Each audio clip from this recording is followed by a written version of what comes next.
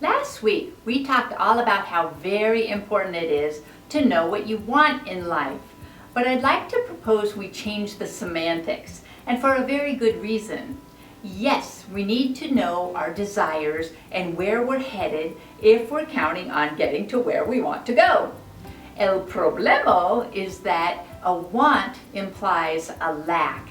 We wouldn't want something if we already had it.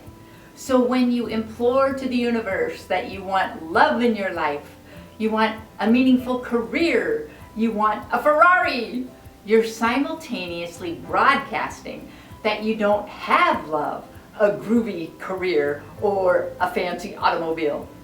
And we can only attract to us those things that are a vibrational match to where we are right now. Expressing lack is a low vibration and a guarantee that you will be in your lackluster job and your old jalopy a little while longer. In fact, it strikes me that last week's model for the episode, that only 1% of us earthlings know what we want, get it, and then appreciate it, might have something to do with that term, knowing what you want, aka knowing what you lack. So that 1% must bypass the concept of want altogether and go straight to the high vibrational phrase, hence a higher probability of attainment.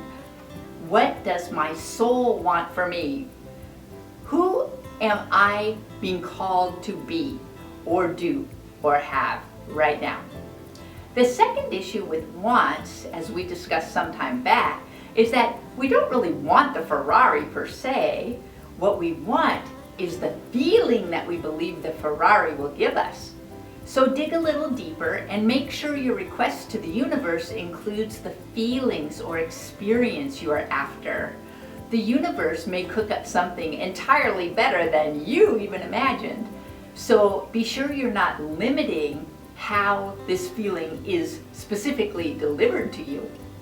The third reason we may want to rethink wanting is that wanting doesn't feel very good. When you want something desperately, you can make yourself sick.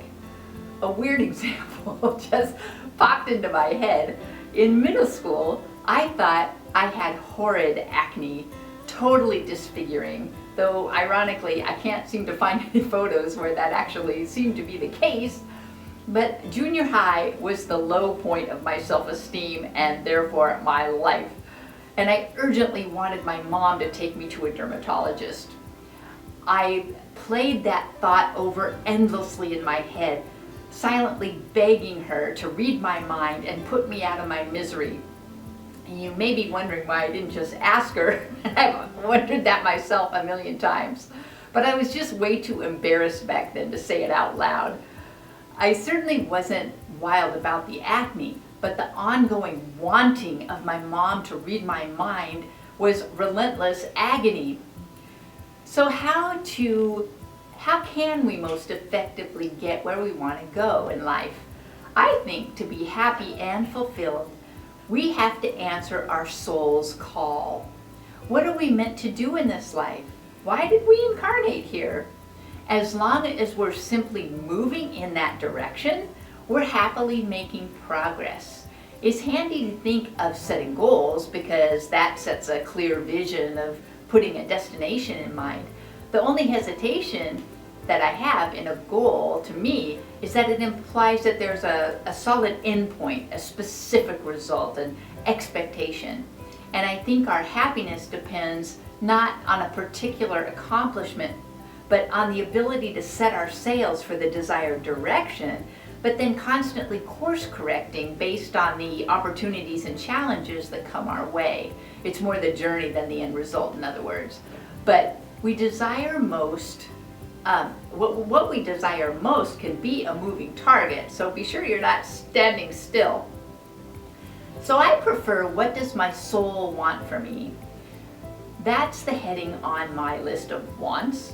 I am being called to care for my physical body so that it feels more vibrant and can better serve as an enjoyable vehicle for getting me where I want to go.